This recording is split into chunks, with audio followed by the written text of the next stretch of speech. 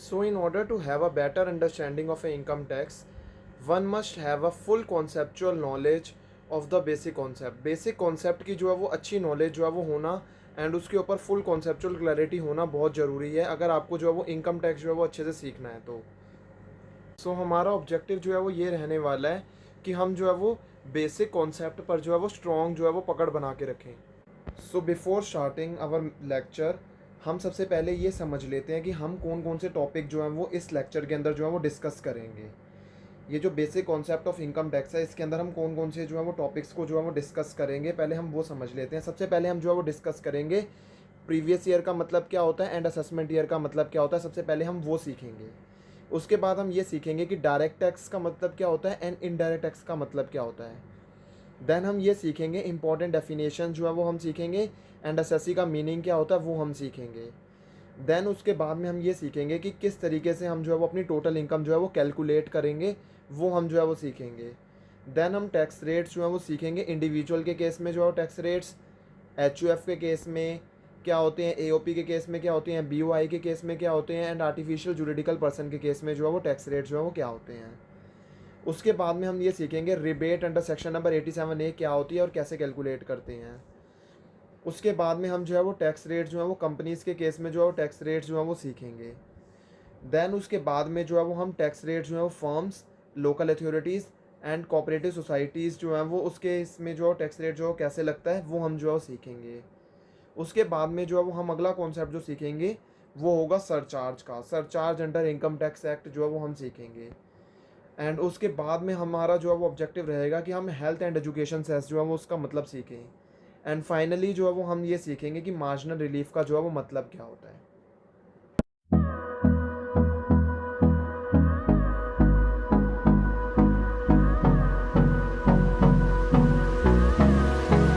Concept है assessment year और previous year का, कि असेसमेंट ईयर क्या होता है एंड प्रीवियस ईयर जो है वो क्या होता है। सबसे पहले हम जो है वो सीखते हैं कि असेसमेंट ईयर जो है वो क्या होता है। असेसमेंट ईयर को जो है वो टैक्स पेमेंट ईयर और जो है वो टैक्स जिस साल में जो है वो टैक्स को जो है वो कैलकुलेट जो है वो किया जाता है या फिर जिस साल में जो है वो टैक्स को जो है वो पे किया जाता है उसे जो है वो क्या बोला जाता है, असेसमेंट ईयर जो है वो बोला जाता है। एंड ये हमेशा जो है वो 12 महीने का जो है वो पीरियड होता है। ये स्टार्ट जो है वो कब होता है, 1 अप्रैल से स्टार्ट होता है और ये कब तक जो है वो चलता है, 31 मार्च तक जो है वो होता है। 1 अप्रैल से ये 31 मार्च तक होता है।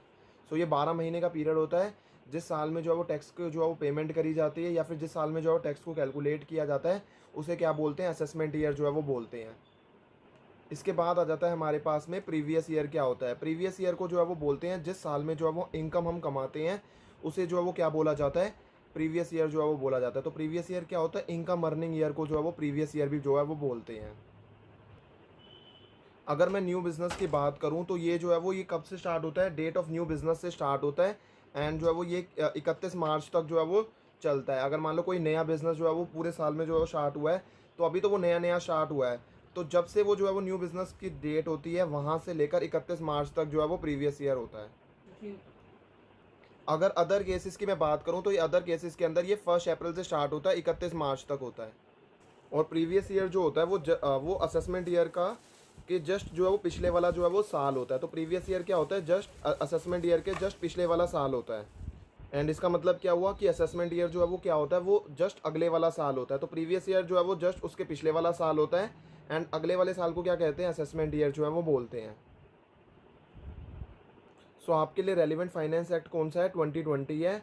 एंड फाइनेंस एक्ट 2020 के अंदर जो है वो क्या है कि आपके लिए जो है वो रेलिवेंट प्रीवियस ईयर क्या हो गया, 1/4/2020 से लेकर 31 मार्च 2021 तक।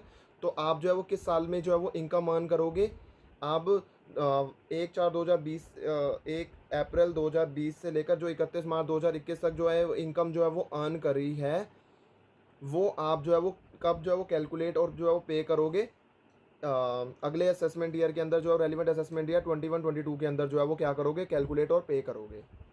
तो ये हो गया हमारे पास प्रीवियस ईयर क्या हो गया, 2021 एंड रेलिवेंट असेसमेंट ईयर जो है वो क्या हो गया, 21-22 हो गया। अब एक जनरल रूल मैं जो है वो आपको बताता हूँ। जनरल रूल जो है वो क्या कहता है, जो इनकम होती है ना प्रीवियस ईयर की, वो जो है वो टैक्सेबल कौन से साल में होती है, असेसमेंट ईयर में जो है वो होती है। ये जर्नल रूल है। तो जो है वो जो भी प्रीवियस ईयर की इनकम होगी वो कब जो है वो टैक्सेबल होती है, कौन से साल में टैक्सेबल होती है, वो असेसमेंट ईयर में जो है वो टैक्सेबल होती है। तो उसी असेसमेंट ईयर के अंदर जो है वो आपको क्या करने पड़ते हैं, सारे के सारे जो है वो कंप्लाइंसेस जो है वो करने पड़ते हैं।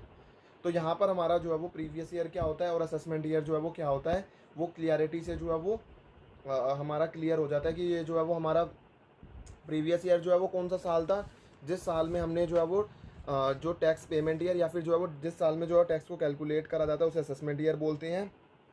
एंड जिस साल में हम जो है वो इनकम कमाते हैं उसे क्या बोलते हैं, प्रीवियस ईयर भी जो है वो बोलते हैं। न्यू बिज़नेस के अंदर वो जो है वो कौन सा होता है, वो जब से हमने न्यू बिज़नेस की डेट होती है जब से वो स्टार्ट हुआ है से लेकर 31 मार्च तक, और अदर केसेस के अंदर वो 1 अप्रैल से लेकर 31 मार्च तक जो है वो हो जाता है, होता है मतलब। ठीक है, तो यहाँ पर हमारा जो है वो ये कॉन्सेप्ट जो है वो ख़त्म हो जाता है कि असेसमेंट ईयर क्या होता है और प्रीवियस ईयर जो है वो क्या होता है। एंड मैंने आपको ये बता ही दिया कि आपके लिए रेलिवेंट फाइनेंस एक्ट कौन सा है, फाइनेंस एक्ट 2020 है। उसके अंदर रेलिवेंट प्रीवियस ईयर कौन सा हो गया, 2021। तो जो आपने जो वो इनकम जो कि 2021 में जो है वो कमाई होती है उसको आपको कैलकुलेट और पे करना पड़ता है असेसमेंट ईयर 21-22 के अंदर।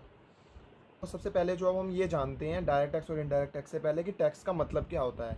टैक्स जो होता है वो एक कंपलसरी फाइनेंशियल चार्ज होता है जो कि हमारे को किसको पे करना पड़ता है, गवर्नमेंट को जो है वो पे करना पड़ता है। तो ये इम्पोज कौन करती है, गवर्नमेंट इम्पोज करती है। एंड हमारे को किसको पे करना पड़ता है, गवर्नमेंट को पे करना होता है। एंड ये आपको जो है वो कंपलसरी जो है वो पे करना ही पड़ता है। ऐसा नहीं है कि आपकी इच्छा होगी तो ही आप पे करोगे, ऐसा बिल्कुल भी नहीं है। अगर आपकी जो है वो टैक्स लाइबिलिटी जो है वो बनती है तो आपको जो है वो पे करना ही पड़ता है। तो इट इज़ अ कंपल्शन। ठीक है, तो ये कंपलसरी फाइनेंशियल चार्ज है कि अगर आपकी टैक्स लाइबिलिटी जो है वो कुछ भी आ रही है तो आपको जो है वो पे करना ही पड़ेगा गवर्नमेंट को। अब टैक्स जो है वो कितने टाइप के होते हैं, टैक्स जो है वो 2 टाइप के होते हैं। एक होता है हमारे पास डायरेक्ट टैक्स और एक होता है हमारे पास में इनडायरेक्ट टैक्स। डायरेक्ट टैक्स जो है वो 2 टाइप के होते हैं, एक होता है इनकम टैक्स और एक होता है ब्लैक मनी।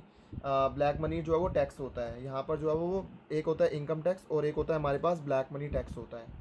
अगर आप कोई भी इनकम जो है वो अर्न कर रहे हो, जैसे आप हाउस प्रॉपर्टी की इनकम अर्न कर रहे हो, सैलरी की इनकम जो है वो अर्न कर रहे हो, या फिर जो है वो बिज़नेस से जो है वो कोई भी इनकम अर्न कर रहे हो, तो कोई भी अब अगर आप जो है वो इनकम पे जो है वो अर्न करोगे, जो टैक्स जो है वो आपकी इनकम पर जो है वो लगेगा उसे इनकम टैक्स जो है वो बोलते हैं। अब ब्लैक मनी टैक्स जो है वो क्या होता है, जैसे मान लो आपकी कोई बाहर जो है वो बाहर किसी देश में जो है वो काली कमाई है, ठीक है, जो ब्लैक मनी वगैरह है उसके ऊपर जो है वो क्या लगता है, ब्लैक मनी जो है वो टैक्स लगता है। इंडिया वाली जो ब्लैक मनी है उसके ऊपर क्या लगता है, इनकम टैक्स जो है वो लगता है। अब इसके बाद में आ जाता है इनडायरेक्ट टैक्स। इनडायरेक्ट टैक्स जो है 2 टाइप के होते हैं, एक तो जीएसटी और एक कस्टम ड्यूटी। जो जीएसटी होता है वो गुड्स और सर्विसेज पर जो है वो लगता है, और कस्टम ड्यूटी जो है वो कब लगती है, जब आप इंडिया से बाहर जो है वो गुड्स को जो है वो इंपोर्ट करते हो तो आपकी जो है कस्टम ड्यूटी लगती है। एंड कस्टम ड्यूटी जो है वो इंपोर्ट पर जो है वो जब आप गुड्स को इंपोर्ट जो है वो करते हो तब जो है वो कस्टम ड्यूटी लगता है, और कभी कभार एक्सपोर्ट पर भी लगता है।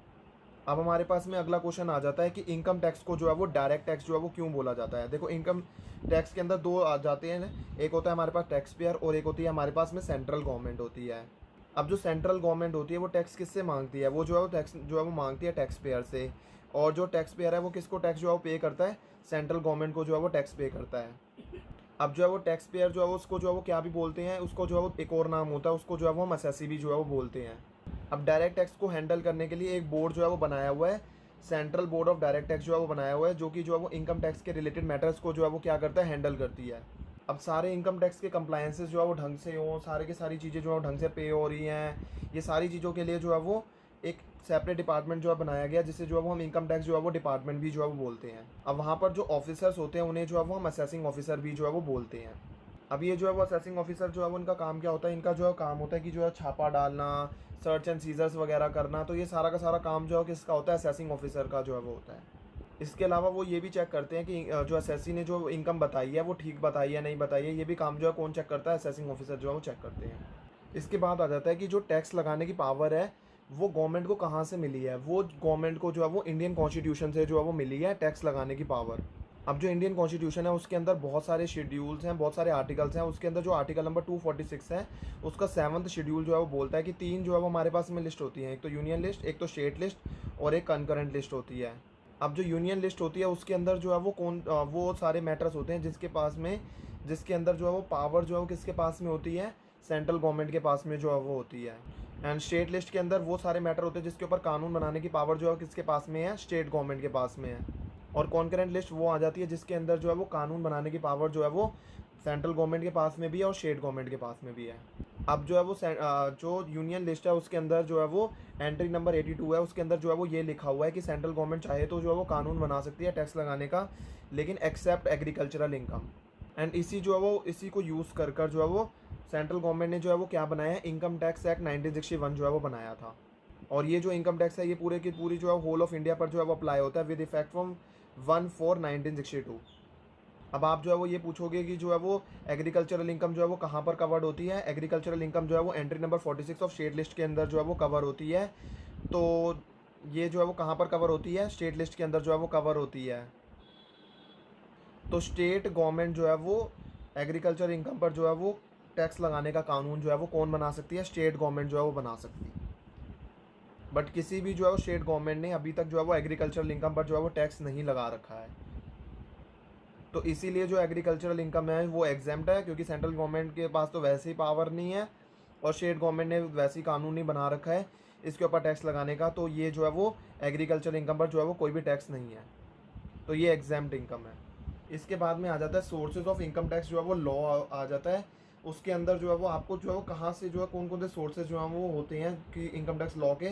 इनकम टैक्स एक्ट 1961 होता है। देखो लॉ जो है ना बहुत बड़ा होता है और एक्ट जो है वो छोटा होता है। देखो लॉ के अंदर एक्ट भी आ जाता है, रूल्स आ जाते हैं, नोटिफिकेशन वगैरह सब चीज़ें आ जाती हैं। तो एक तो होता है इनकम टैक्स एक्ट 1961, ये जो है वो सोर्स होता है इनकम टैक्स लॉ का। इसके बाद में आ जाता है इनकम टैक्स में इनकम टैक्स रूल्स 1962 जो है वो आए थे, वो भी सोर्स है इनकम टैक्स लॉ का। और एक एनुअल फाइनेंस एक्ट है जो है वो कौन सा फाइनेंस एक्ट एप्लीकेबल है, फाइनेंस एक्ट 2020 जो है वो एप्लीकेबल है। इसके बाद में सर्कुलर्स आ जाते हैं जो कि सीबीडीटी ने इशू करे हुए हैं, जो कि जो है वो बाइंडिंग होते हैं डिपार्टमेंट पर, और जो है वो एसएससी पर जो है वो बाइंडिंग नहीं होते हैं। अब रूल्स में जो है वो क्या दे रखे होते हैं, जैसे डेप्रिसिएशन रेट, फॉर्म कौन सा है, ये सारी चीज़ें जो है वो कहाँ पर दे रखी होती है, इनकम टैक्स रूल्स के अंदर जो है वो दे रखी होती हैं। अब इसके बाद में आ जाता है एनुअल फाइनेंस एक्ट। देखो एनुअल फाइनेंस एक्ट अभी मैंने बोला था ना, एनुअल फाइनेंस एक्ट का मतलब होता है जिसके थ्रू जो है वो अमेंडमेंट जो है वो करी जाती है ना, उसे जो है वो बोला जाता है फाइनेंस एक्ट जो है वो बोला जाता है। ये किसके साथ में आता है, ये जो है वो बजट के साथ में आता है। तो बजट के साथ में जो है फाइनेंस बिल जो है वो आता है। अब ये जो फाइनेंस बिल होता है ये पार्लियामेंट में जो है वो प्रेजेंट किया जाता है, और जैसे ही ये जो है वो पास हो जाता है, ये जो फाइनेंस बिल है, तो जब ये पार्लियामेंट से जो है वो पास हो जाता है तो क्या बन जाता है, ये फाइनेंस एक्ट जो है वो बन जाता है। अब सर्कुलर्स वगैरह क्या होते हैं, जैसे हमने जो ऊपर असेसिंग ऑफिसर्स वगैरह जो है वो देखे थे। अब वो जो है वो असेसी वगैरह की जो है वो इनकम वगैरह जो है वो क्या करते हैं, कंप्यूट वगैरह करते हैं। अब जब वो इनकम जो है वो कंप्यूट करते रहते हैं तो उनको बहुत ज़्यादा दिक्कतें भी आती रहती हैं, क्योंकि देखो इनकम टैक्स तो जो है वो बहुत ज़्यादा वास्ट है, तो जो है वो उनको कोई दिक्कतें वगैरह जो है वो आती रहती हैं। तो जो है वो उनके डाउट को जो है वो रिजॉल्व करने के लिए सीबीडीटी जो है वो क्या करती है, सर्कुलर्स वगैरह जो है वो क्या करती है, इशू जो है वो करती है। तो जो सर्कुलर जो भी सीबीडीटी जो है वो इशू करती है, तो वो जो डिपार्टमेंट के ऑफिसर्स होते हैं, असेसिंग ऑफिसर्स वगैरह, इनके ऊपर तो जो है वो बाइंडिंग होते हैं सर्कुलर्स। बट असेसी जो है वो असेसी पर जो है वो बाइंडिंग नहीं होते। असेसी चाहे तो उसे फॉलो कर सकता है, नहीं तो वो नहीं भी फॉलो कर सकता।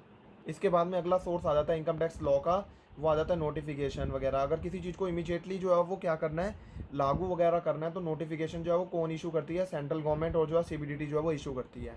तो ये कौन जो है वो इशू करते हैं, सेंट्रल गवर्नमेंट या फिर सीबीडीटी जो है वो इशू करती है, और ये जो है वो सभी पर बाइंडिंग होते हैं, ये जो नोटिफिकेशन वगैरह होते हैं। इसके बाद में अगला सोर्स आ जाता है इनकम टैक्स लॉ का, जो जुरिडिकल डिसीजन जो है वो आ जाते हैं। अगला सोर्स जो असेसिंग और असेसिंग ऑफिसर वगैरह होते हैं, अगर मान लो इन दोनों में जो है वो लड़ाई हो जाती है तो ये कोर्ट में जाते हैं। अब असेसी जो है वो बोल रहा है मेरी इनकम जो है वो 1 लाख है, और डिपार्टमेंट जो है वो बोल रहा है उसकी इनकम जो है वो 1.5 लाख रुपये है। मान के चलो, let us change the example, मान लो असेसी जो है वो कह रहा है कि उसकी इनकम 9 लाख है, और जो है डिपार्टमेंट वाला कह रहा है उसकी इनकम जो है 9.5 लाख रुपये है। तो इस केस में जो है वो कोर्ट जो है वो क्या देता है, ज्यूरिडिकल डिसीजन जो है वो देता है कि कितनी इनकम जो है वो मानी जाएगी। तो कोर्ट जो डिसीजन देता है उसे क्या जो है वो क्या चीज़ बन जाती है, ज्यूरिडिकल जो है डिसीजन जो है वो बन जाती है, और वो जो है वो सभी पर जो है वो बाइंडिंग होता है। तो ये हाई कोर्ट जो है वो जो हाई कोर्ट के डिसीजन, सुप्रीम कोर्ट के डिसीजन जैसे कह लो। तो यहाँ पर हमारा जो है वो ये क्लियर हो जाता है कि इनकम टैक्स क्या होता है। सबसे पहले जो हमने ये सीखा कि टैक्स जो है वो क्या होता है, फिर इसके बाद में जो है हमने ये सीखा कि डायरेक्ट टैक्स का मतलब क्या होता है। डायरेक्ट टैक्स के अंदर जो है कितने पार्ट आ जाते हैं, 2 पार्ट आ जाते हैं। फिर इनडायरेक्ट टैक्स आता है, फिर हमने उनके इनडायरेक्ट टैक्स के जो है वो पार्ट जो है वो समझे। फिर हमने जो सीबीडीटी को जो है समझा वो क्या होता है वो सीखा। फिर हमने जो है वो ये सीखा कि असेसिंग ऑफिसर जो है वो कौन होते हैं, उनका काम क्या होता है। फिर हमने जो है वो ये सीखा कि ये जो है वो टैक्स चार्ज करने की पावर जो है वो कहाँ पर दी हुई है। एंड फिर हमने जो है वो ये देखा कि कितनी टाइप की लिस्ट होती हैं, एंड कौन सी लिस्ट के अंदर जो है किसको पावर जो है वो मिली हुई है। ये सारी की सारी चीज़ें जो है वो हमने सीखी। सबसे पहले हम जो है वो डेफिनेशन किसकी सीखते हैं, पर्सन की जो है वो डेफिनेशन जो है वो सीखते हैं। पर्सन के अंदर जो है वो ये 7 लोग जो है वो आ जाते हैं, एंड इस 7 लोगों के अलावा भी जो है वो कोई लोग होंगे, वो भी इसी डेफिनेशन के अंदर आ जाएंगे, क्योंकि ये जो डेफिनेशन है ये इंक्लूसिव डेफिनेशन है। सबसे पहले आ जाता है इंडिविजुअल, आ जाता है individual, man, women, natural person, आप, मैं, ये हम सारे के सारे जो है किस में कवर हो जाते हैं, इंडिविजुअल के अंदर जो है वो कवर हो जाते हैं। इसके बाद में जो है वो एच आ जाती है। एच के अंदर जो है वो फैमिली एंटिटी आ जाती है। फैमिली एंटिटी में मतलब जैसे कर्ता, अदर मेंबर, जो को पार्टनर्स भी जो है वो जिन्हें हम बोलते हैं। एंड एच के अंदर एक बात और आप जो है वो ध्यान में रखना, अब एच बनाने के लिए आपको एक से ज़्यादा जो है वो, पहले जो है वो ऐसा नहीं होता था कि एक से ज़्यादा मेल मेंबर की ज़रूरत होती थी, बट अब ऐसा रिक्वायरमेंट नहीं है कि आपके पास में जो है वो एक से ज़्यादा मेल मेंबर होना चाहिए, क्योंकि आज के ज़माने में जो है वो फीमेल को भी जो है वो क्या बोला जाता है, मेंबर जो है वो बोला जाता है आज के ज़माने में। पहले ऐसा नहीं होता था, लेकिन अब जो है वो, अब ऐसा नहीं है। पहले जो है वो ऐसा होता था कि जो है वो मेल मेंबर की जो है वो 2 मेल मेंबर जो है वो होने ही चाहिए होते थे, बट अब ऐसा नहीं है। तो फर्म के अंदर जो है वो क्या आ जाती है, फर्म के अंदर जो है वो फर्म के अंदर जो है वो एलएलपी भी जो है वो कवर हो जाती है। फर्म के अंदर जो है वो एलएलपी भी जो है वो आ जाती है। तो फर्म के अंदर एक पार्टनरशिप फर्म जो है वो भी आ गई, एंड एलएलपी भी जो है वो आ गई। पार्टनरशिप फर्म को जो है वो कौन गवर्न करता है, पार्टनरशिप एक्ट 1932 जो है वो गवर्न करता है, और एलएलपी को जो है वो कौन गवर्न करता है, एलएलपी एक्ट जो है वो 2008 जो है वो कवर करता है। तो आपको बस यहाँ पर एक बात ध्यान में रखनी है कि फर्म के अंदर जो है वो एलएलपी भी जो है वो इंक्लूड हो जाती है। अगली आ जाती है कंपनीज। कंपनीज भी जो है वो इंक्लूड हो जाती है पर्सन की डेफिनेशन के अंदर। एंड कंपनीज को कौन सा एक्ट जो है वो गवर्न करता है, कंपनीज एक्ट 2013 जो है वो गवर्न करता है। इसके बाद जो है वो पर्सन की डेफिनेशन के अंदर एओपी और बीओआई भी जो है वो कवर हो जाते हैं। एओपी का मतलब होता है association of person, and BOI का मतलब होता है बॉडी ऑफ इंडिविजुअल्स। अब ये क्या होता है, ये जो है वो लोगों का जो है वो संगठन होता है, जो कि क्या होते हैं, ये लोग जो है वो अनरजिस्टर्ड होते हैं। जैसे एग्जांपल लेकर चलते हैं, जैसे मान लो 2 कंपनीज ने मिलकर जो है वो जॉइंट वेंचर जो है वो बनाया, तो ये जो है वो क्या चीज़ है, ये जो है वो एसोसिएशन ऑफ पर्सन्स है। एंड बॉडी ऑफ इंडिविजुअल का मतलब है, जो मैं बात कर रहा हूँ ना, जो संगठन बना, उसके अंदर अगर मान लो, या फिर जो समूह है उसके अंदर जो है वो सिर्फ अगर इंडिविजुअल है ना, तो वो क्या हो जाता है, बॉडी ऑफ इंडिविजुअल्स बोला जाता है। जैसे 3 लोगों ने मिलकर जो है वो अनरजिस्टर्ड ट्रस्ट जो है वो बनाया, तो वो क्या बन जाता है, बॉडी ऑफ इंडिविजुअल्स जो है वो बन जाता है। तो यहाँ पर हमने एओपी का मतलब समझ लिया, और बीओआई का मतलब जो है समझ लिया। लोकल अथॉरिटी के अंदर जो है वो, इसके बाद पर्सन की डेफिनेशन में लोकल अथॉरिटी भी जो है वो कवर हो जाती है। लोकल अथॉरिटी का जो है वो आप ये मतलब समझ सकते हो, जैसे कि नगर निगम वाले, म्यूनिसिपैलिटी वाले, ये सारे के सारे जो है किसमें जो है वो, ये भी जो है वो पर्सन की डेफिनेशन में जो है वो कवर होते हैं। इसके बाद जो है वो अगला चीज़ जो कवर होती है, अगला पर्सन जो है वो आ जाता है आर्टिफिशियल जुडिशियल पर्सन भी जो है वो कवर हो जाता है पर्सन की डेफिनेशन के अंदर। जैसे टेम्पल्स हो गया, कोर्ट्स हो गया, यूनिवर्सिटीज़ हो गई, ये किस में आ जाते हैं, artificial judicial person, juridical person में जो है वो कवर हो जाते हैं। ये जुरिडिकल पर्सन है, ना कि जुडिशियल, जुरिडिकल पर्सन में जो है वो कवर हो जाते हैं।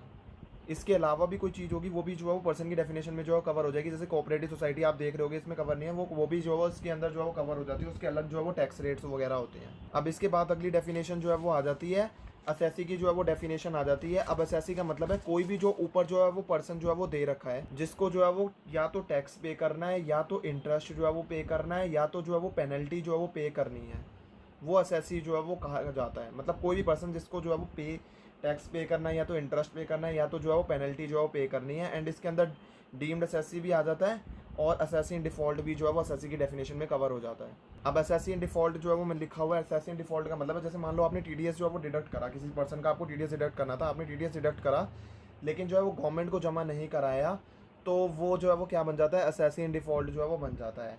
एंड डीम्ड असेसी जो है वो, डीम्ड असेसी आप ये समझ सकते हो, जैसे फॉरेन टैक्स वगैरह के अंदर जो है वो, जब मैं जो है वो आपको सिखाऊंगा, तो मैं आपको जो है वो ये सिखाऊंगा कि डीम्ड असेसी का मतलब क्या होता है। तो असेसी के अंदर जो है वो डीम्ड असेसी भी जो है वो आ जाता है, इसके अंदर जो है वो डीम्ड असेसी भी आ जाता है, एंड असेसी इन डिफ़ॉल्ट भी आ जाता है। असेसी इन डिफ़ॉल्ट का मतलब तो आपको समझ में आ ही गया। तो यहाँ पर हमने जो है वो ये डेफिनेशन जो है वो इंपॉर्टेंट डेफिनेशन जो है वो पढ़ ली कि पर्सन का मतलब क्या होता है, पर्सन के अंदर क्या क्या चीज़ें जो है वो इंक्लूड हो जाती हैं। एंड हमने जो है वो ये सीख लिया कि असेसी जो है वो कौन होता है, एंड और उसकी डेफिनेशन, असेसी की डेफिनेशन में जो है क्या क्या चीज़ें जो है वो इंक्लूड होती हैं। हम जो है वो कैसे हम जो है वो टोटल इनकम को जो है वो कैलकुलेट करते हैं, वो हम जो है वो सीखेंगे।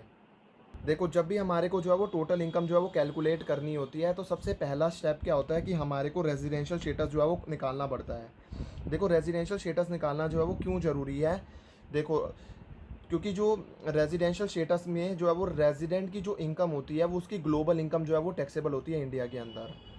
लेकिन अगर मैं नॉन रेजिडेंट की बात करूं, तो नॉन रेजिडेंट की ओनली इंडिया वाली इनकम जो है वो टैक्सेबल होती है। तो जो रेजिडेंट होता है उसकी इंडिया वाली इनकम भी और फॉरेन वाली इनकम भी जो है वो क्या होती है, टैक्सेबल होती है इंडिया के अंदर, लेकिन नॉन रेजिडेंट होता है उसकी ओनली इंडिया वाली इनकम जो है वो क्या होती है, टैक्सेबल होती है। एक बार हमने रेजिडेंशियल स्टेटस जो है वो निकाल लिया। देखो ये रेजिडेंशियल स्टेटस जो है वो वैसे आपको निकालना पड़ता है, मतलब वैसे तो क्वेश्चनों में दे रखा होता है, एंड अगर नहीं दिया तो आपको निकालना पड़ता है, एंड प्रैक्टिकल लाइफ में तो आपको जो है वो निकालना ही पड़ता है इसको। एंड जैसे ही आपने जो है वो रेजिडेंशियल स्टेटस जो है वो निकाल लिया, उसके बाद में आपको जो है वो क्या करना पड़ता है, इनकम जो है वो निकालनी पड़ती है, हर साल की जो है वो इनकम जो है वो निकालनी पड़ती है, ठीक है। अब जो है सबसे पहले जो है वो आपको इनकम जो है निकालनी पड़ेगी, पांचों हेड्स की इनकम निकालनी पड़ेगी। सैलरी है, हाउस प्रॉपर्टी है, पीजीबीपी है, कैपिटल गेन है और अदर सोर्सेज की इनकम जो है वो निकालनी पड़ेगी। देखो जो कंपनीज वगैरह होती है उसके अंदर सैलरी की तो इनकम होती ही नहीं है, एंड हाउस प्रॉपर्टी की जो है वो रेयर चांसेस में जो है वो होती है, वैसे तो होती ही नहीं है हाउस प्रॉपर्टी की भी। जब ये आप जो है कंप्यूट कर लोगे उस केस के अंदर, उसके बाद में आपको क्या करनी पड़ेगी, क्लबिंग ऑफ इनकम जो है वो कम करना पड़ेगा। आपके किसी और की इनकम अगर आपकी इनकम में क्लब्ड होनी है तो आप उसकी इनकम जो है वो क्या करोगे, क्लब्ड करोगे। देन उसके बाद में आप जो है वो लॉसेस को जो है वो क्या कर दोगे, सेट ऑफ वगैरह कर दोगे। और अगर मान लो कोई भी जो है वो लॉसेस जो है वो सेट ऑफ वगैरह नहीं हो रहे तो फिर वो कैरी फॉरवर्ड वगैरह भी लॉसेस का करोगे। इस सभी के बाद में जो है वो क्या होगा, इनकम आई, क्लब कर दी इनकम, कोई लॉसेस है वो सेट ऑफ कर दिए, ठीक है, उससे आपकी इनकम जो है वो रिड्यूस हो जाएगी, ठीक है। एंड जो है वो ग्रॉस टोटल इनकम जो है वो आपकी आ जाएगी। ग्रॉस टोटल इनकम के बाद में आप जो है वो डिडक्शन जो है वो माइनस कर दोगे चैप्टर 6A वाली, जैसे आपने कोई LIC में पैसा जमा कराया है, PPF में पैसा जमा कराया है, वो माइनस कर दोगे तो आपकी आ जाएगी टोटल इनकम, या फिर जो है वो टैक्सेबल इनकम जो है वो आपकी निकल कर आ जाएगी। इसके बाद में जो है वो क्या होगा, इसके बाद में जो है वो जो भी आपकी टोटल इनकम हो जो है वो टैक्सेबल इनकम आई, उसके दो पार्ट्स जो है वो हो जाते हैं, एक तो जनरल रेट वाली इनकम और एक स्पेशल रेट वाली इनकम।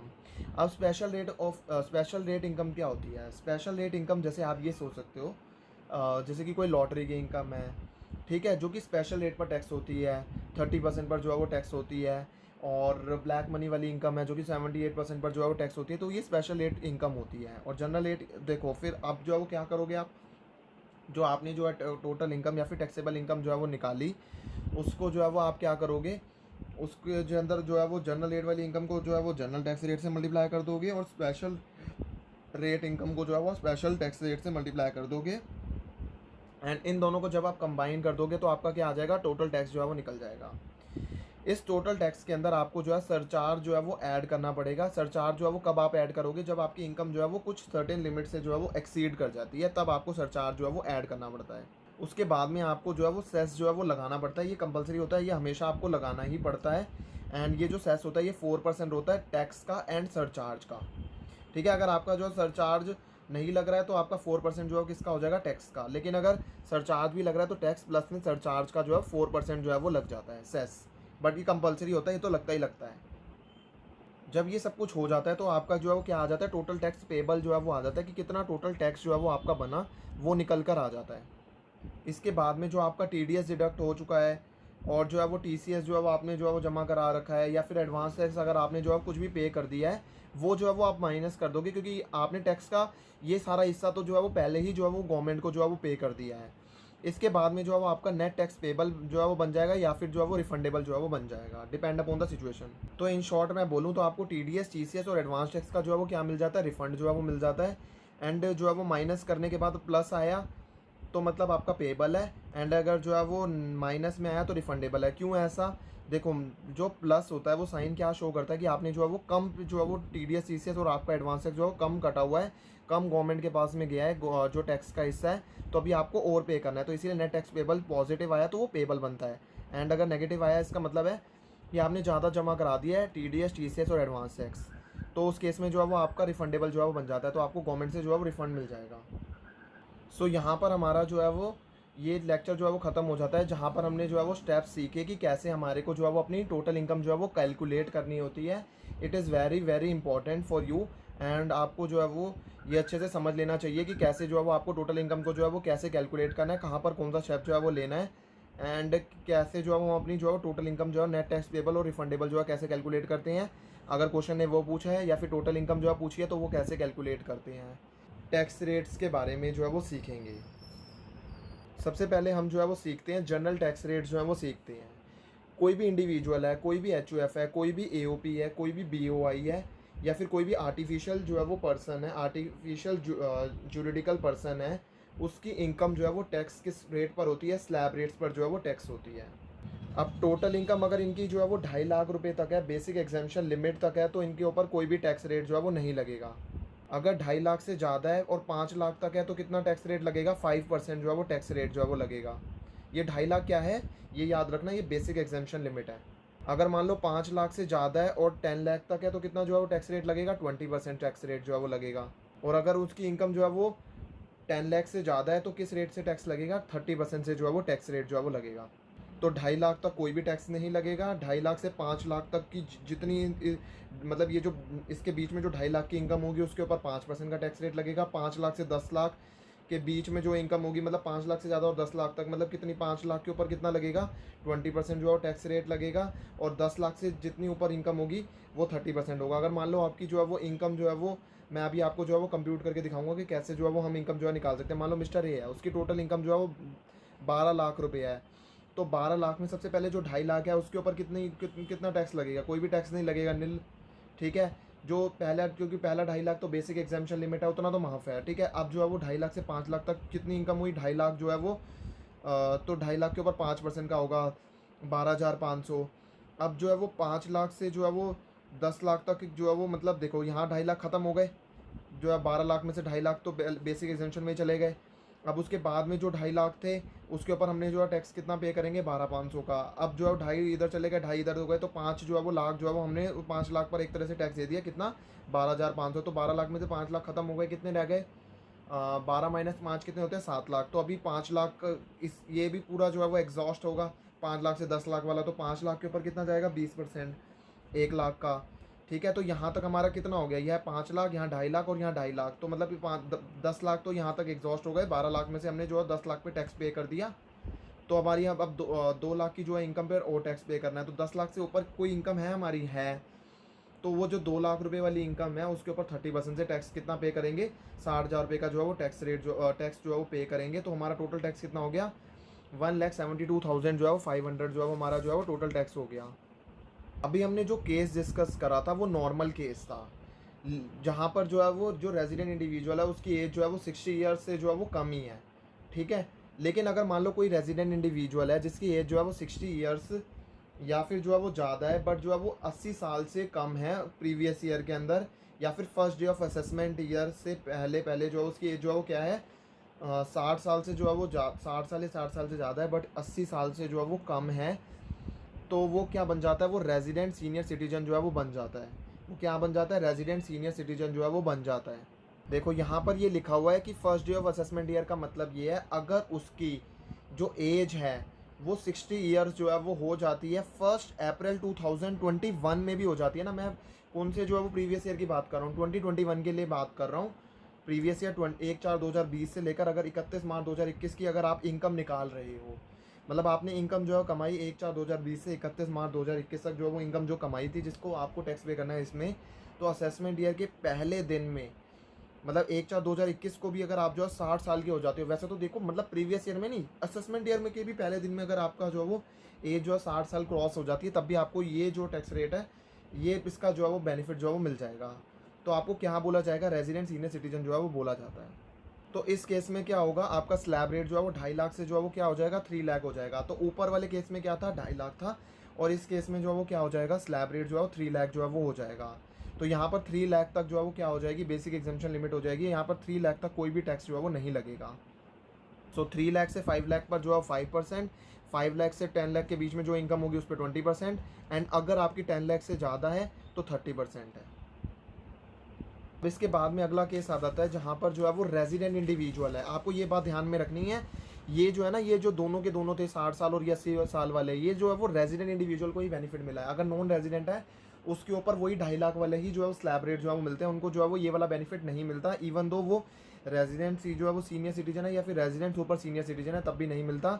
अब अगर मान लो कोई भी इंडिविजुअल है जो कि रेजिडेंट है, उसकी एज जो है वो 80 साल से ज़्यादा हो जाती है, या तो प्रीवियस ईयर के अंदर ही हो जाती है, जिस प्रीवियस ईयर के अंदर आपने इनकम कमाई है उसी के अंदर हो जाती है, या तो जो है वो असेसमेंट ईयर के पहले दिन भी अगर उसकी एज जो है वो 80 साल क्रॉस कर जाती है, मतलब 1/4/2021 की मैं बात कर रहा हूँ, क्योंकि मैं प्रीवियस ईयर 2021 की बात करके उसके रिस्पेक्ट में अगर 1/4/2021 को भी उसकी एज जो है वो 80 प्लस हो जाती है, तब जो है वो उसके ऊपर कौन सा जो है वो टैक्स रेट लग जाएंगे, ये वाले लग जाएंगे। तो 5 लाख तक उसके ऊपर कोई भी जो है वो कोई भी टैक्स नहीं लगेगा। तो यहाँ पर एग्जाम्पशन लिमिट जो है वो क्या हो गई, 5 लाख हो गई।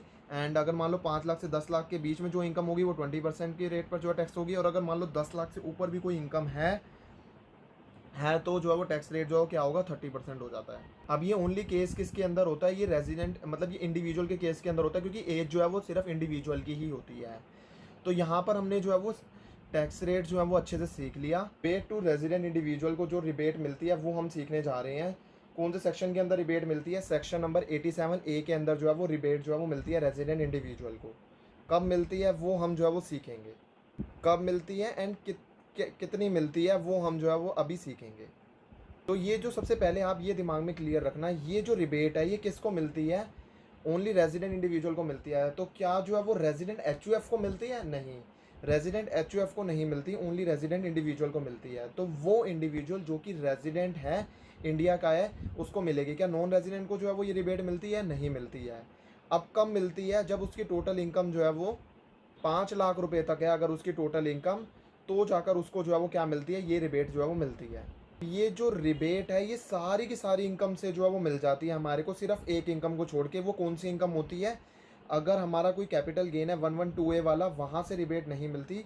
बाकी सारी की सारी इनकम से जो है वो हमारे को ये रिबेट जो है वो मिल जाती है। शर्त बस ये है कि हमारी इनकम जो है वो किससे ज़्यादा नहीं होनी चाहिए, 5 लाख से ज़्यादा नहीं होनी चाहिए।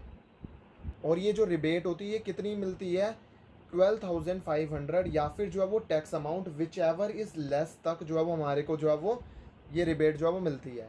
बस आपको जो है वो ये बात जो है वो दिमाग में रखनी है कि जो है वो ये जो रिबेट होती है ये बिफोर जो है वो सेस मिलती है। तो सेस को तो हम सबसे लास्ट में जाके जो है वो ऐड करते हैं, सेस को पहले ऐड मत करके जो है वो बाद में, मतलब उसमें से रिबेट माइनस मत करना, पहले आपको रिबेट माइनस करनी है, फिर जो आएगा उसके ऊपर टैक्स लगाना है। तो ये जो 112A वाली कौन सी इनकम होती है, जो लिस्टेड जो है वो शेयर्स पर जो वो हमारे लिस्टेड शेयर्स वाली जो इनकम होती है ना, जो उसके ऊपर जो कैपिटल गेन जो है वो निकलता है, उसके वहाँ से ये हमारे को रिबेट नहीं मिलती। बाकी जो है वो हर जगह से जो है वो ये रिबेट जो है वो हमारे को जो है वो मिल जाती है। अब एक बात सोचो कि जो है वो रिबेट जो है मैक्सिमम कितनी मिलती है, 12,500 की जो है वो मिलती है। एंड या फिर जो है वो टैक्स अमाउंट, क्योंकि टैक्स अमाउंट से ज़्यादा ये तो थोड़ी है कि आपका रिफंड बना देंगे, अगर आपके मैक्सिमम जो है वो टैक्स अमाउंट तक ही जो है वो मिलती है। मतलब एक तरह से विच एवर इज़ लोअर का मतलब यहाँ पर ये इसीलिए लेकर आया हुआ है। देखो अगर मान लो कोई मिस्टर ए है जिसकी टोटल इनकम जो है वो 5 लाख तक है, तो 5 लाख तक उसका टैक्स जो है वो कैसे कितना बनेगा, 12,500 तक का। तो उसको रिबेट कितनी मिल जाएगी, 12,500, या फिर जो है टैक्स अमाउंट कितना निकला था 12,500, विच एवर इज लेस, दोनों में से लेस क्या है 12,500, तो नील हो जाती है। इसीलिए आपने ये जो है वो सुना भी होगा कि हमारी जो है वो 5 लाख तक इनकम नील होती है। देखो स्लैब रेट तो अभी भी 2.5 लाख है, लेकिन वो 5 लाख तक की इनकम जो है वो हमारी नील कैसे हो जाती है, वो ऐसे नील होती है क्योंकि हमारे को रिबेट जो है कितने की मिल जाती है, 12,500 की जो है वो मिल जाती है, या फिर tax amount which ever lower की मिलती है। तो यहाँ पर उसकी 5 लाख तक इनकम थी। अब जो है वो टैक्स तो वैसे निकला इसके अंदर 5 लाख की इनकम पर, पहले 2.5 लाख पर नील, फिर जो अगले 2.5 लाख थे उसके ऊपर 5%, तो 2.5 लाख पर 5% कितना होता है 12,500, उसमें से रिबेट मिल गई 12,500 की, या फिर जो है वो टैक्स अमाउंट भी 12,500 था, विच एवर इज लेस, दोनों में से लेस क्या है 12,500 ही है, तो नील हो गया। तो इसीलिए इस तरीके से 5 लाख तक इनकम जो है वो लेस हो जाती है। जो लोग कहते हैं टैक्स स्लैब रेट चेंज नहीं हुआ कि 5 लाख तक हो गया है वो, बट हमारी रिबेट चेंज क्या हुई थी, रिबेट जो है वो चेंज हुई थी, वो 12,500 हो चुकी है। लेकिन अगर मान लो कोई जो है वो किसी की भी, अगर मान लो कोई भी इनकम है जिसकी किसी भी टोटल इनकम जो है 4,10,000 है, तो उसका टैक्स कितना हुआ, पहले 2.5 लाख पर तो जो है वो नील, फिर जो भाई में 2.5 लाख से 4,10,000 तक है उसके ऊपर 5%, वो कितना निकल जाएगा 8,000 जो है वो निकल जाएगा, उसमें से रिबेट 12,500 या फिर मैक्सिमम जो है टैक्स अमाउंट तक तो 8,000 तक का, तो जो है वो क्या आ जाएगा हमारे पास, इससे ये आई थी हमारे पास 8,000 का टैक्स आया, तो उसमें से 8,000 माइनस हो गए, तो ये आ जाएगा। मतलब आपको ये नहीं कि 12,500 की रिबेट मिल जाएगी, 8,000 तक की मिलेगी। ऐसे ही अगर मान लो आपकी इनकम जो है वो 5,10,000 होती, तो उसके ऊपर 5,10,000 के ऊपर टैक्स जो है कैसा आता, पहले 2.5 लाख पर नील, फिर जो 2.5 लाख से 5 लाख है उसके ऊपर 5%, फिर जो अगला जो है वो अगले जो 5 लाख से 10 लाख के बीच में कोई इनकम है हमारी, हाँ है 10,000 की आ रही है, तो उसके ऊपर 20% का। तो अगर आप निकालोगे कैलकुलेटर पर तो आपका कितना निकलेगा, 14,500 जो है वो आपका निकल जाएगा। क्या रिबेट मिलेगी, रिबेट नहीं मिलेगी, क्योंकि आपकी इनकम जो है वो 5 लाख से ज़्यादा जो है वो एक्सीड कर गई है। तो आपका जो है टैक्स कितना आ जाएगा, 14,500 जो है वो आ जाएगा। एंड ये जो 14,500 आया, इसके बाद में हमारे को हम क्या करेंगे, सेस जो है वो बाद में ऐड करेंगे। सेस तो सबसे लास्ट में जो है वो ऐड करा जाता है। आप ये मत कर देना टैक्स के बाद में जो है सेस ऐड कर दिया, बाद में रिबेट माइनस कर रहे हो, ऐसी गलती मत कर देना। सेस तो सबसे लास्ट में जाकर जो है वो एड अप किया जाता है। सो यहाँ पर हमारा rebate under section number 87A जो है वो ख़त्म हो जाता है। रेट जो है वो कंपनीज़ के ऊपर क्या टैक्स रेट जो है वो लगते हैं वो हम जो है वो सीखेंगे। तो कंपनी जो है वो आ जाती है दो टाइप की, एक तो आ जाती है जो है वो डोमेस्टिक कंपनी, और एक आ जाती है हमारे पास में फॉरेन कंपनी। और जो डोमेस्टिक कंपनी होती है वो कौन सी होती है, या तो वो इंडियन कंपनी होगी, या तो एक ऐसी कंपनी है जिसने जो है वो अरेंजमेंट किया हुआ है डिविडेंड पेमेंट का, कि कोई भी जो इनकम जो भी टैक्सेबल हो रही है इंडिया से, उससे वो जो है वो डिविडेंड को पे कर रही है, उसको भी जो है वो क्या बोला जाता है, डोमेस्टिक कंपनी जो है वो बोला जाता है। और अगर आप जो है वो ये बात पूछोगे कि इंडियन कंपनी कौन सी होती है, इंडियन कंपनी का मतलब है वो कंपनी जो कि रजिस्टर्ड है इंडिया के अंदर, एंड जिसका जो है वो रजिस्टर्ड ऑफिस जो है वो कहाँ पर है, जो कि रजिस्टर्ड है अंडर जो है वो इंडियन कंपनीज एक्ट के अंदर जो है वो रजिस्टर्ड है, वो जो है वो क्या बन जाती है, इंडियन कंपनी जो है वो बन जाती है। तो ये दो बेसिक क्राइटेरिया फुलफिल करने के बाद में वो जो है वो क्या बन जाती है, इंडियन कंपनी बन जाती है। तो अब सवाल आता है कि फॉरेन कंपनी क्या होती है। जो भी जो है वो कंपनी बच जाती है डोमेस्टिक कंपनी के अलावा, उसे क्या बोला जाता है, फॉरेन कंपनी जो है वो बोला जाता है। और फॉरेन कंपनीज होती है उसके ऊपर भी जो है वो फ्लैट रेट होती है। फ्लैट रेट क्या होती है, 40% जो है वो होती है, 40% का टैक्स जो है वो पे करना पड़ता है टोटल इनकम के ऊपर। अगर अब मैं जो है वो बात करूं डोमेस्टिक कंपनी, तो डोमेस्टिक कंपनी के अंदर जो है वो दो टैक्स रेट जो है वो दे रखे हैं।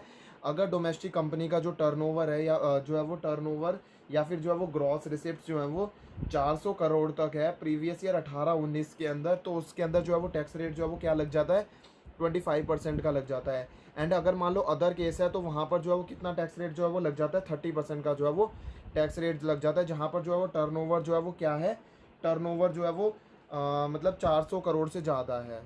तो ये जो है वो 40 करोड़ नहीं, ये 400 करोड़ है। अगर 400 करोड़ तक है तो जो है वो मतलब आप उतनी बड़ी कंपनी नहीं हो, तो आपके ऊपर जो है टैक्स रेट क्या है, 25% है। लेकिन अगर आपकी टर्नओवर या फिर जो है वो ग्रॉस रिसिप्ट जो है वो टर्नओवर या फिर जो है वो ग्रॉस रिसिप्ट जो है वो एक तरह से अदर केस में कौन आ गया, जिसके 400 करोड़ से ज़्यादा है प्रीवियस ईयर 18-19 के अंदर टर्नओवर, मतलब आप बड़ी कंपनी हो, तो आपसे टैक्स भी जो है वो क्या करा जाएगा, ज़्यादा वसूला जाएगा। तो वहाँ पर टैक्स रेट जो है वो क्या हो जाता है, 30% का जो है वो हमारे पास में टैक्स रेट होता है। तो यहाँ पर हमने जो है वो ये चीज़ें सीख ली कि डोमेस्टिक कंपनी के अंदर जो है वो कौन सी कंपनीज़ को जो है वो डोमेस्टिक कंपनी जो है वो बोला जाता है, एंड डोमेस्टिक कंपनीज़ होती है उसके ऊपर क्या टैक्स रेट जो है वो एप्लीकेबल होता है, एंड फॉरेन कंपनीज़ जो होती हैं उसके ऊपर जो है वो कौन सा और कितना टैक्स रेट जो है वो एप्लीकेबल होता है। अब एक क्वेश्चन मैं जो है वो आपसे पूछता हूँ, अगर मान लो उस साल के अंदर कंपनी थी ही नहीं, 18-19 में कंपनी थी ही नहीं, वो अभी बनी है, तो क्या जो है वो टैक्स रेट जो है वो लगाओगे? तो द करेक्ट आंसर है आपको जो है वो 30% का जो है वो टैक्स रेट लगाना है। मैं एक और क्वेश्चन जो है वो आपसे पूछता हूँ, मान लो जो है वो क्वेश्चन में कुछ नहीं बता रखा कि कितने टर्नओवर है या क्या है, तो आपको कौन सा जो है वो टैक्स रेट लगाना है, तो आपको 30% लगाना है। तो आपको जो है वो अदर केसेस में जो है वो क्या लगाना होता है, 30% लगाना होता है। एक ही केस है, अगर आपको क्वेश्चन में टर्नओवर या फिर ग्रॉस रिसिप्ट जो है वो दे रखी है 400 करोड़ तक की है प्रीवियस ईयर 18-19 में, तभी आपको 25% लगाना है। सो यहाँ पर हमारा जो है वो ये टैक्स रेट जो है वो कंपनीज के ऊपर क्या टैक्स रेट जो है वो एप्लीकेबल होता है, ये हमारा कॉन्सेप्ट जो है वो ख़त्म हो जाता है। सोसाइटी के ऊपर जो है वो कैसे जो है वो किस रेट पर जो है वो टैक्स होता है कोऑपरेटिव सोसाइटी के ऊपर, and firm and local authority को जो है वो किस रेट पर जो है वो टैक्स जो है वो पे करना पड़ता है। देखो सबसे पहले हम बात करते हैं फर्म या फिर लोकल अथॉरिटी। फर्म या फिर जो लोकल अथॉरिटी होती है उसको फ्लैट जो है वो कितना 30% ऑफ टोटल इनकम पर जो है वो टैक्स जो है वो पे करना पड़ता है। तो फर्म या फिर लोकल अथॉरिटी को फ्लैट रेट होता है 30% ऑफ टोटल इनकम का जो है वो, उसके टोटल इनकम का 30% पर जो है वो क्या करना होता है, टैक्स जो है वो एक तरह से पे करना होता है। तो टैक्स कितना आता है, 30% ऑफ टोटल इनकम। अगर हम टोटल इनकम को 30% से मल्टीप्लाई कर देंगे तो हमारा जो है वो क्या आ जाएगा, टैक्स अमाउंट जो है वो निकल कर आ जाएगा। But when we talk about cooperative society की जो कोऑपरेटिव सोसाइटी जो है वो पर्सन की डेफिनेशन में जो है वो कवर नहीं थी। बट आपने देखा ही होगा पर्सन की डेफिनेशन जो है वो इंक्लूसिव डेफिनेशन है, क्योंकि वहाँ पर पर्सन के आगे क्या लिखा होता है, इंक्लूड। पर्सन इंक्लूड्स का मतलब है ये इंक्लूसिव डेफिनेशन है, उन 7 लोगों के अलावा जो भी लोग वहाँ पर लिखे हुए हैं उसके अलावा भी जो है वो कवर हो सकते हैं। तो कोऑपरेटिव सोसाइटी भी जो है पर्सन की डेफिनेशन के अंदर एक तरह से कवर हो जाती है। अब मैं बात बताऊं तो कोऑपरेटिव सोसाइटी है, तो कोऑपरेटिव सोसाइटी पर भी स्लैब रेट्स के हिसाब से जो है वो टैक्सेशन जो है वो होता है। अब मैं स्लैब रेट्स के बारे में बात बताता हूँ। तो कोऑपरेटिव सोसाइटी में अगर आपकी इनकम जो है वो, अगर आप कोऑपरेटिव सोसाइटी हो, कोऑपरेटिव सोसाइटी की मैं बात कर रहा हूँ, आप नहीं, मतलब अगर आपकी कोई कोऑपरेटिव सोसाइटी है एंड अगर उसकी जो है वो इनकम जो है वो टोटल इनकम जो है वो आ रही है 10,000 तक है, तो आपको टैक्स रेट तब भी देना पड़ेगा। टैक्स रेट क्या है? 10% का। एंड अगर उसकी जो है वो टोटल इनकम जो है वो 10,000 से ज़्यादा से लेकर 20,000 तक की अगर इनकम आ रही है तो उसके ऊपर जो है वो 20% का टैक्स रेट आएगा। एंड अगर आपकी इनकम जो है वो 20,000 से भी ज़्यादा एक्सीड अप कर जाती है, अगर आपकी कोई भी इनकम जो है वो 20,000 से एक्सीड कर रही है, जितनी इनकम जो है वो एक्सीड कर रही है उस पर 30% का जो है वो टैक्स रेट आता है। मान के चलो आपकी जो है वो टोटल इनकम जो है वो 15,000 की है आपकी, मतलब अगर आपकी कोई कोऑपरेटिव सोसाइटी है एंड उसकी जो है वो टोटल इनकम जो है वो कितनी है? 15,000 की है, तो 10,000 तक का आपका टैक्स रेट जो है वो कितना हो जाएगा? 10% का जो है वो हो जाएगा। तो सबसे पहले जो 10,000 होंगे उसके ऊपर 10% जो है वो लग जाएगा, मतलब 1,000। एंड उसके बाद में जो 5,000 है वो 10,000 से 20,000 की लिमिट में आ रहे हैं, वो जो 5,000 का पोर्शन होगा उसके ऊपर टैक्स रेट कितना लगेगा? 20% का लगेगा। तो हमारे को दोनों को क्लब्ड करके कितना जो है वो लग जाएगा? 585 का जो है वो। I think there is some error. जैसे 10,000 जो था सबसे पहले उसके ऊपर 10% जो है वो लगता है, 1,000 हो गया। फिर उसके बाद में जो 5,000 है उसके ऊपर 20%, तो 1,000 है। तो हमारा जो है वो टोटल टैक्स जो है वो कितना लग जाएगा? हमारा जो है टोटल टैक्स हो जाएगा 2,000 का जो है वो हमारा टोटल टैक्स जो है वो हो जाएगा। अगर मैं जो है वो एक्सक्लूडिंग जो है वो सेस की बात करूँ तो यहाँ हमारा जो है वो टोटल टैक्स जो है कितना बन गया? 2,000 जो है वो हमारा टैक्स बन जाता है। तो हमारे को कोऑपरेटिव सोसाइटी के अंदर ऐसे जो है वो करना पड़ता है। एंड अगर मैं बात करूँ कि अगर मान लो वो जो कोऑपरेटिव सोसाइटी है उसकी जो है वो टोटल इनकम जो है वो सपोजिंगली 40,000 की है, तो पहले 10,000 पर जो है वो कितना लग जाएगा? 10%, मतलब 1,000। फिर जो 10,000 से 20,000, मतलब जो है वो जो अगली 10,000 की इनकम होगी उसके ऊपर कितना लगेगा? 20% लगेगा। यहाँ तक हमारी 20,000 की इनकम कवर हो गई। ठीक है, अब हमारी 40,000 की इनकम थी, 40,000 में से 20,000 पे हम टैक्स दे चुके हैं। अब जो है वो कितनी बच गई? 20,000 से ऊपर की इनकम कितनी है? 20,000। तो 20,000 है तो उसके ऊपर कितना आ जाएगा? 30% का। तो ये हो गया हमारे पास 9,000 का। बट अगर मान लो किसी कोऑपरेटिव सोसाइटी की इनकम जो है वो 8,000 ही है, तो 8,000 के ऊपर टैक्स रेट कितना हो गया? 10%, मतलब 800 रुपये। तो ये दो की तो बात ही नहीं आई। आप समझ रहे हो ना, ये दो की तो बात ही नहीं आई, क्योंकि 8,000 तक की थी तो 10,000 से ज़्यादा है नहीं, तो यहाँ पर मतलब कुछ भी नहीं हुआ टैक्स रेट, और 20,000 से भी ज़्यादा है नहीं कोई इनकम, तो यहाँ पर नहीं हुआ। बस सिर्फ जो है वो 800 रुपये की इनकम आएगी। अगर मान लो उसकी टोटल इनकम 8,000 है तो टैक्स कितना आएगा? 800 रुपये का जो है वो टैक्स आ जाएगा। तो कोऑपरेटिव सोसाइटी के ऊपर जो है वो ऐसे जो है वो टैक्सेशन जो है वो करा जाता है, स्लैब रेट के हिसाब से जो है वो हम जो है वो टैक्स जो है वो कंप्यूट करते हैं। तो हमारा जो है वो यहाँ पर हमने जो है वो फॉर्म और या फिर लोकल अथॉरिटी के ऊपर कैसे टैक्स, क्या टैक्स रेट होता है और कोऑपरेटिव सोसाइटी पर क्या टैक्स रेट होता है, ये हमने जो है वो सीखा। सबसे पहले हम ये सीखते हैं कि सरचार्ज का मतलब क्या होता है। सरचार्ज का मतलब होता है जो टैक्स जो है टैक्स के ऊपर लगता है उसे बोला जाता है सरचार्ज। सरचार्ज जो है वो किन लोगों के ऊपर लगता है? अमीर लोगों के ऊपर लगता है। अब जब आपकी इनकम जो है वो एक सर्टेन लिमिट से जो है वो क्रॉस हो जाती है तब आपकी इनकम पर क्या लगता है? सरचार्ज जो है वो लगता है। अब आपको बस इसके अंदर ना एक बात ध्यान में जरूर रखनी है सरचार्ज की कैलकुलेशन के टाइम पर, कि ये इनकम के ऊपर लगता है, ये इनकम के ऊपर नहीं लगता, ये इनकम के ऊपर नहीं लगता, ये टैक्स के ऊपर जो है वो एक और टैक्स लगता है जिसे सरचार्ज जो है वो बोला जाता है। सबसे पहले ये समझो कि ये किसके ऊपर लगता है। Individual, HUF, AOP, wait a second, individual, HUF, AOP, BOI and artificial juridical person के केस में जो है वो ये लगता है सरचार्ज। एंड इनके केस में अगर अगर मैं इनकी बात कर रहा हूँ, individual, HUF, AOP, BOI and artificial juridical person, and इनकी अगर जो है टोटल इनकम एक्सीड कर जाती है सर्टेन लिमिट से तब लगता है। सबसे पहले जो है वो अगर इनकी इनकम जो है वो 50 लाख रुपए तक है तो कोई सरचार्ज नहीं लगेगा। तो इनकी इनकम अगर 50 लाख रुपए तक होगी तो कोई भी सरचार्ज नहीं लगेगा। लेकिन अगर इनकी इनकम जो है वो 50 लाख रुपए से ज़्यादा होगी, 1 करोड़ रुपए तक होगी, तो कितना सरचार्ज लगेगा? 10% ऑफ टैक्स का जो है वो क्या लगेगा? सरचार्ज जो है वो लगेगा। कितना लगेगा? 10% ऑफ टैक्स लगेगा, इनकम नहीं, टैक्स लगेगा। ठीक है, तो 50 लाख रुपए से ज़्यादा होगी एंड अप टू 1 करोड़ तक कितना होगा? 10% ऑफ टैक्स जो है वो क्या लग जाएगा? हमारे को सरचार्ज जो है वो लग जाएगा। एंड अगर हमारी जो टोटल इनकम है वो 1 करोड़ से भी ज़्यादा है और 2 करोड़ तक है तो हमारे को सरचार्ज जो है वो कितना लगेगा? 15% का सरचार्ज लगेगा। एंड 2 करोड़ से ज़्यादा है एंड 5 करोड़ तक है तो 25% लगेगा। एंड अगर 5 करोड़ से भी ज़्यादा है तो जो है वो कितना लगेगा? 37% लगेगा। जो 5 करोड़ से ज़्यादा है उसके जो है वो 5 करोड़ से ज़्यादा है तो 37%। अब आपको जो है वो दिमाग में बस एक बात की क्लैरिटी ज़रूर होनी चाहिए कि ये स्लैब रेट नहीं है, ये फ्लैट रेट है। मान के चलो आपकी इनकम जो है वो 5 करोड़ 50 लाख है, तो ऐसा नहीं होगा कि अप टू 50 लाख नील ऐसे करके कैलकुलेशन नहीं होगी, स्लैब के हिसाब से कैलकुलेशन नहीं होती। ये फ्लैट रेट है, ये फ्लैट रेटिंग के ऊपर जो है वो फ्लैट रेट है। मतलब आपकी 5 करोड़ 50 लाख होगी तो आप जो है वो आपके ऊपर फ्लैट कौन सा रेट लग जाएगा, फ्लैट 37% का जो है वो सरचार्ज जो है वो लग जाएगा। तो ये गलती मत करना कि जो है वो स्लैब रेट के हिसाब से जो है सरचार्ज की कैलकुलेशन करने लग गए। नहीं, सरचार्ज की कैलकुलेशन जो है वो हमेशा जो है वो इनकम, आप ये देख लो कि कहाँ पर आपकी इनकम जो है फॉल कर रही है। अगर आपकी इनकम जो है 5 करोड़ 50 लाख है तो आपके ऊपर फ्लैट टैक्स रेट, फ्लैट जो सरचार्ज का रेट कितना हो जाएगा, 37% जो है वो लग जाएगा। अब आपको एक बात और ध्यान में रखनी है कि ये जो सरचार्ज रेट है 25% एंड 37% का, ये दोनों जो रेट्स हैं ये किसके ऊपर अप्लाई नहीं होते। शॉर्ट टर्म कैपिटल गेन जो भी 111A वाले हैं, या फिर लॉन्ग टर्म कैपिटल गेन है 112A वाले, जो लिस्टेड इक्विटी शेयर्स वाले हैं, उनके ऊपर ये जो हायर सरचार्ज रेट है ये जो है वो एप्लीकेबल नहीं होता है।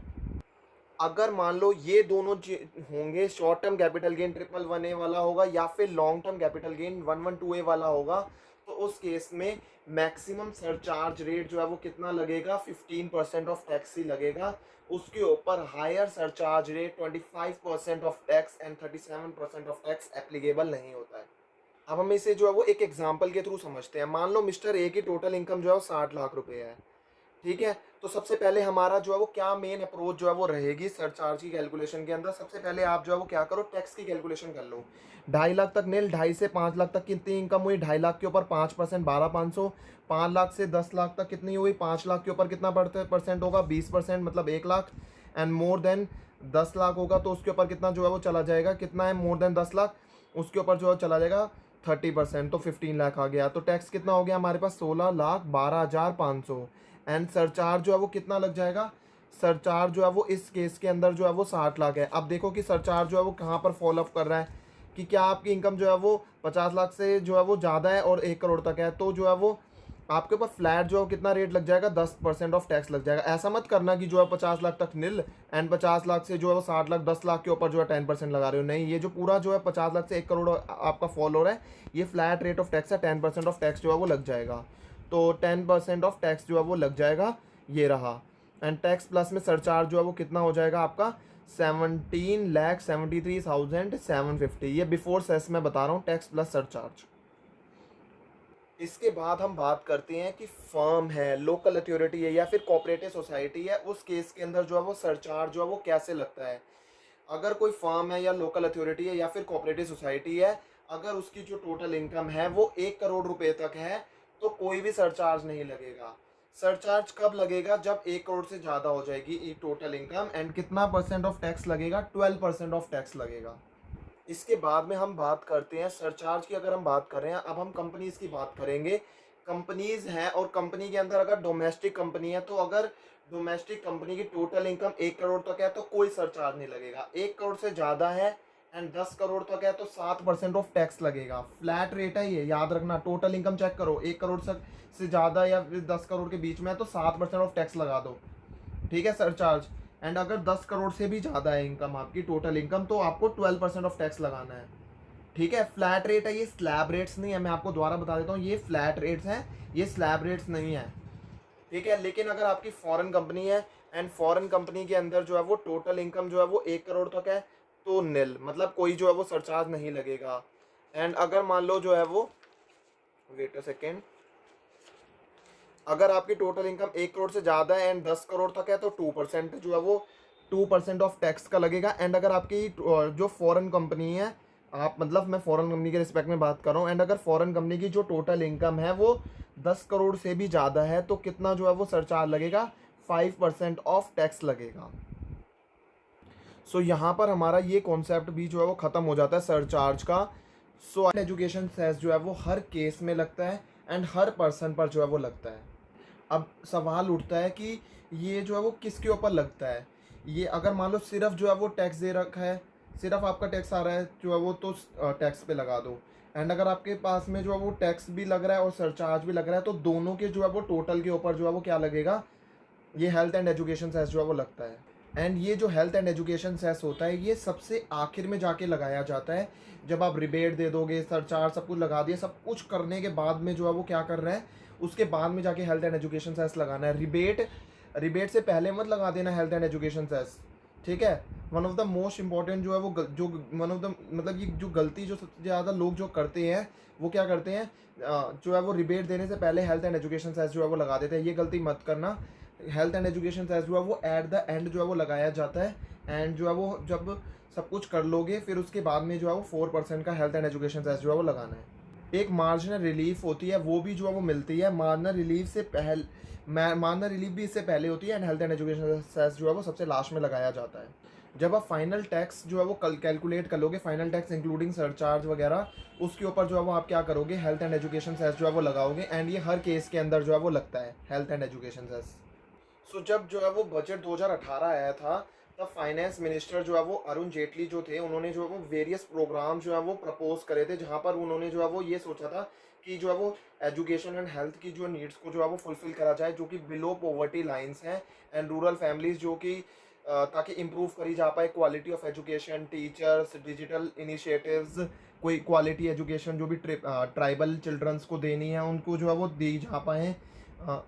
तो ये सारी की सारी चीज़ों के लिए जो है वो उन्होंने वेरियस प्रोग्राम जो है वो करे थे, एंड इन सारी चीज़ों को फंड करने के लिए, इन्हीं एजुकेशन एंड हेल्थ प्रपोजल्स को जो है वो फंड करने के लिए जो भी उन्होंने बजट 2018 में अनाउंस करे थे, तब सेस को जो है वो क्या करा गया था, 1% से इंक्रीज़ करा गया था, एंड अकॉर्डिंगली जो secondary and higher education cess था उसको डिसकंटिन्यू करा गया था, and health and education cess 4% का जो है वो टैक्स पर जो है वो लगाया गया था, और ये अनाउंस करा गया था, इंक्लूडिंग सरचार्ज को जो है वो क्या करा था, इंट्रोड्यूस जो है वो करा था।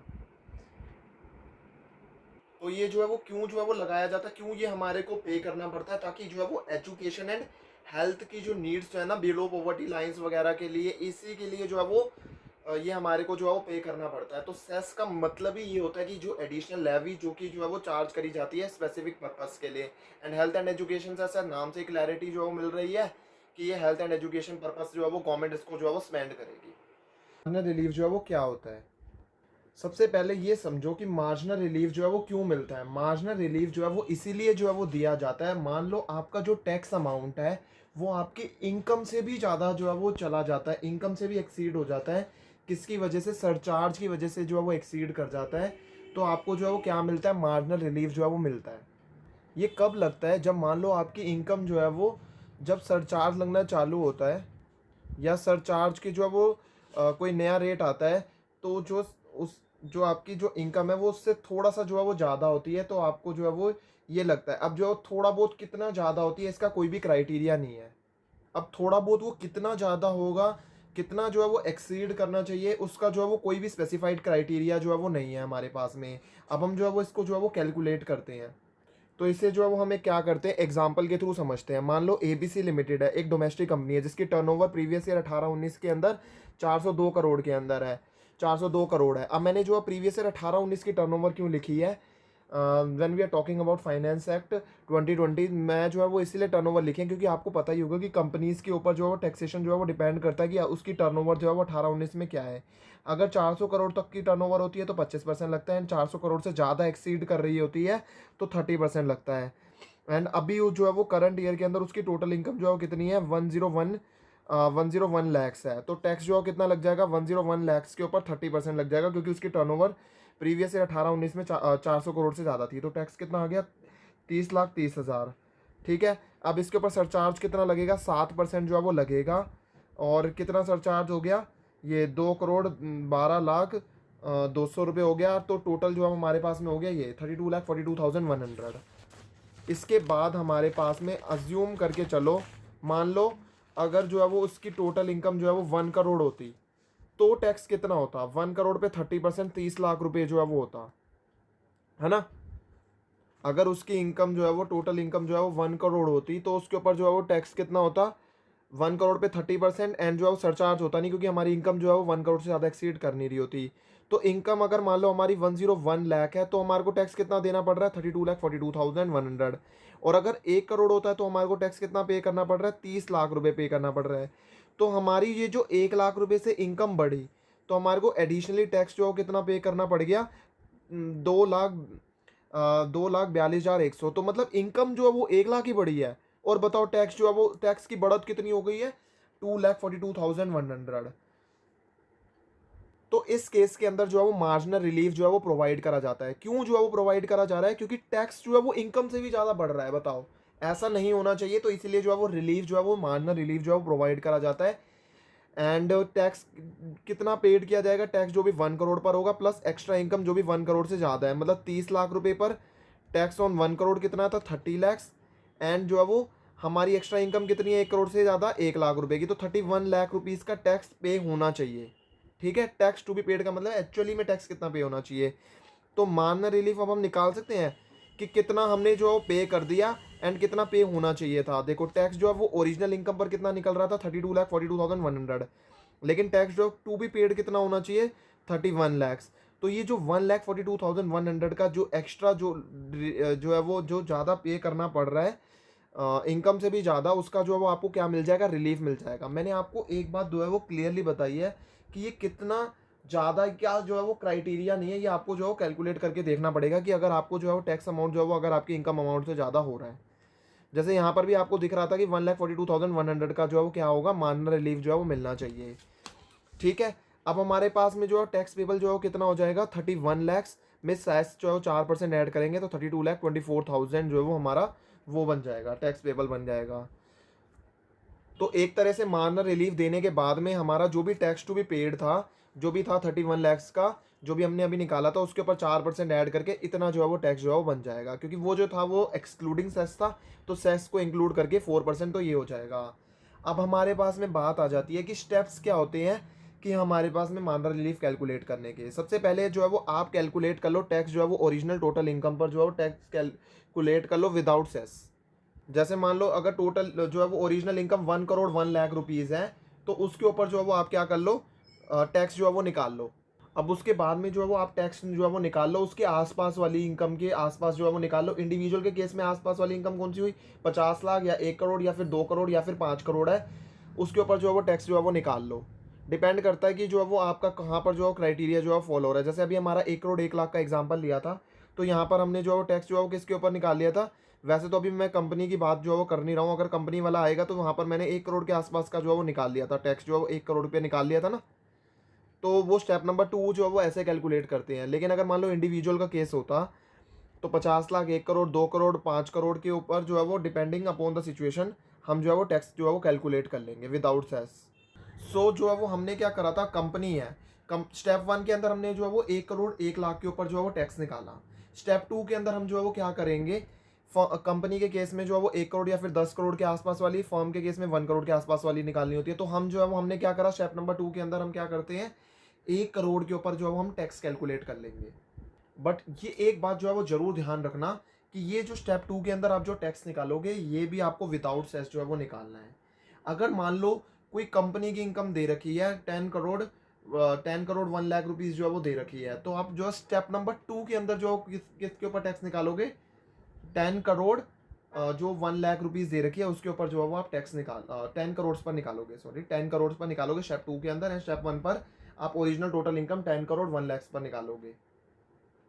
अब आ जाता है हमारे पास में स्टेप नंबर 3। स्टेप नंबर 3 में टैक्स कितना पे करेंगे हम, जो स्टेप नंबर 2 के अंदर जो आया टैक्स, ठीक है, स्टेप नंबर 2 के अंदर जो टैक्स आया प्लस में जो आपने एक्स्ट्रा इनकम जो है कमाई, मान लो कंपनी है उसने जो है वो उसकी इनकम जो है 1 करोड़ 1 लाख है, तो उसने 1 करोड़ से ज़्यादा कितनी एक्स्ट्रा इनकम जो है वो कमाई, वो 1 लाख रुपए की कमाई, वो जो है वो आप एक तरह से टैक्स जो है वो दे दो मैक्सिमम, क्योंकि आप जो है वो आपकी इनकम जो टैक्स अमाउंट जो इनकम से ज़्यादा आ रहा था, तो हम आपसे ना इनकम का कंपोनेंट ले लेंगे कि जो आपने एक्स्ट्रा इनकम जो है वो कमाई उतना ही दे दो। अब आ जाता है लास्ट स्टेप जो है वो मार्जिनल रिलीफ की कैलकुलेशन का।